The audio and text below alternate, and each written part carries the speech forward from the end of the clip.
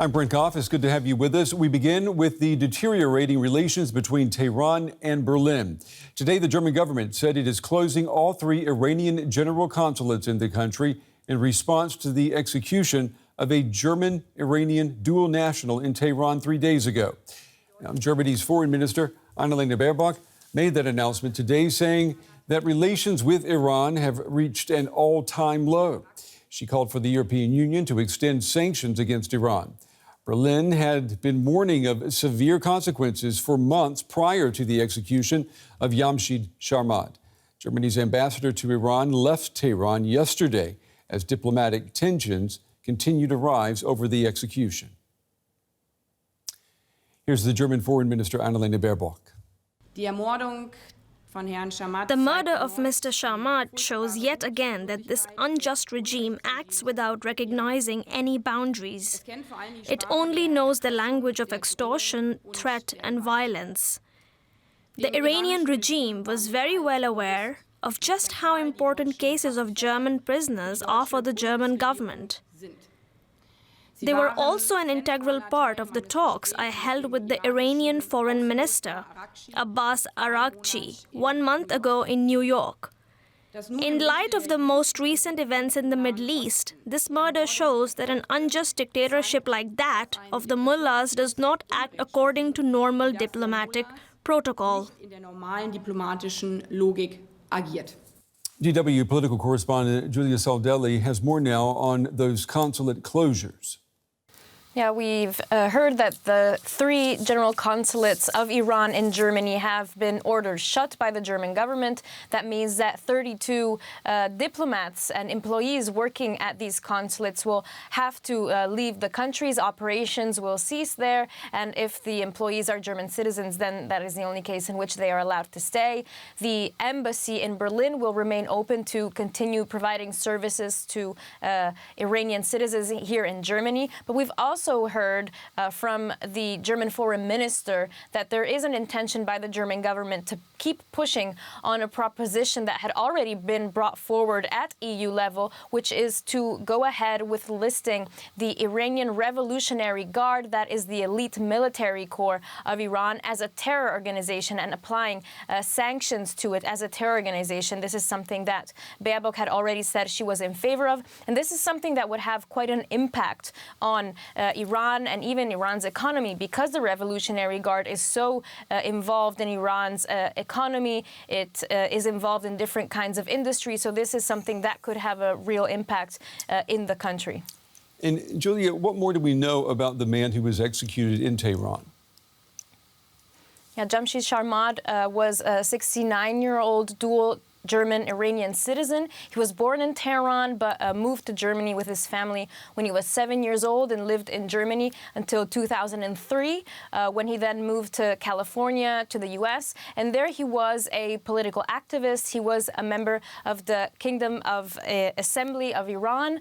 And this is a group that is in favor of the monarchy in Iran and wants to take down the current regime in Iran. And he was arrested in Dubai in 2020, kidnapped and taken to Iran, and there sentenced to death and killed, and accused of being the ringleader of a terror group that and accused of directing a terror attack that happened in Iran in 2008. Now he and his family and activist groups denied that he was involved in any of these terror acts. DW's political correspondent Giulia Saudelli with the story tonight. Giulia, thank you. I'm joined now by Behnam Ben Talebu. He is an expert on Iran and a senior fellow at the Foundation for Defense of Democracies in Washington, D.C. Behnam, it's good to have you with us.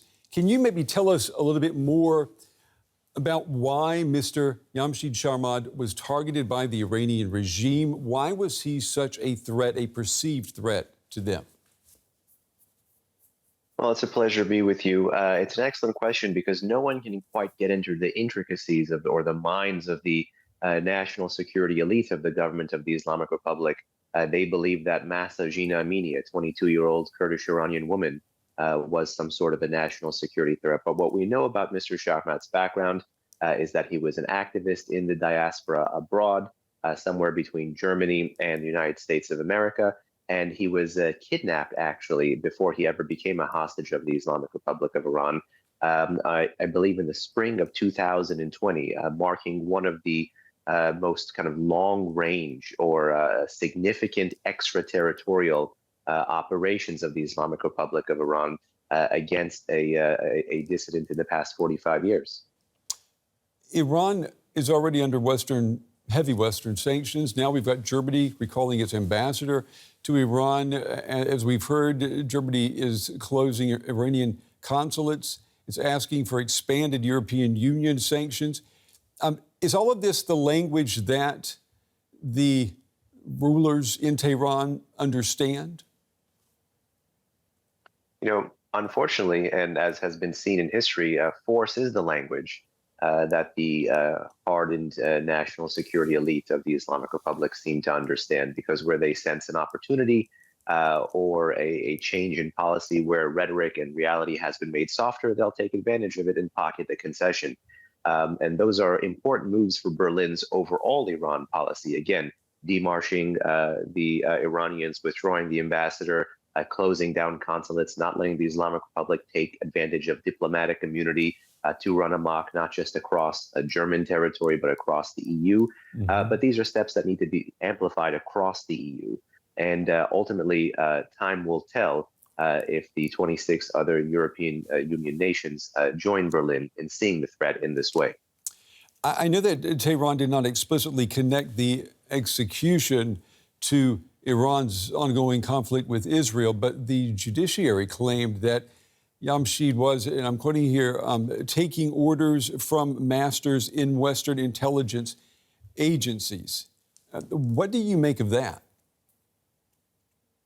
I think if we look closely at the two different times the Iranian judiciary upheld Mr. Sharmahd's death sentence, they seem to be making a mockery of the entire judicial process, not even abiding by international law, but also by the domestic law inside Iran, and the consistent layering on of these various, almost Orwellian national security charges is not a bug, but really a feature of the way the Islamic Republic uses its judiciary against all perceived enemies, foreign and domestic. And again, the longest suffering victims of this have been the Iranian people inside that country, as well as dissidents in diaspora, which have been chased by intelligence agents and terrorists across 3 or 4 continents now for 45 years. Mr. Jamshid's daughter, she was very vocal in her criticism of Germany and the United States for not doing enough to help her father. Do you think more could have been done? Indeed. The steps that Berlin is now taking, calling for, the designation of the Islamic Revolutionary Guard Corps as a terrorist organization within Europe, the diplomatic demarches, the downgrading of the political and economic ties, all of these were things that would have been helpful while Mr. Sharmahd was in prison. It's worth also noting that this individual has a U.S. nationality, a U.S. permanent residency, which per the Levinson Act requires him to be treated like a U.S. citizen under U.S. law. And unfortunately, the U.S. in the late summer, early fall of last year had a $6 billion hostage deal with the government of the Islamic Republic, and unfortunately left Mr. Sharmahd behind. So this is a failure in the transatlantic community of getting the Iran issue right and standing up for all hostages that continue to remain. Behnam Ben Talebu with the Foundation for Defense of Democracies. We appreciate your time in your analysis tonight. Thank you. Thank you.